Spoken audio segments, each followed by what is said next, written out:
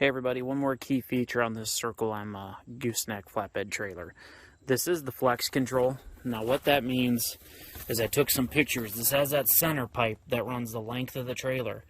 And what that helps with is from that trailer from twisting and flexing. So like when you're loading bales, a lot of the times we like to load this side first and then we'll go to the other side and those trailers will start tweaking. That center support prevents that trailer from becoming tweaked. So this is a great trailer, not only for hauling equipment, very heavy duty if you wanted to haul tractors, skid loaders, anything like that, but this is really the ideal all-in-one trailer if you're wanting to haul hay along with your equipment and everything else. So keep that in mind. Has the flex control, 30-foot, fold-down ramps, collapsible center, all-in-one trailer, guys. Easy pulling, everything works. Don't forget to check us out. Give us any calls with any questions you have. Craig Korth, R.E.S.T Auction Co. 402-920-1239. Thanks.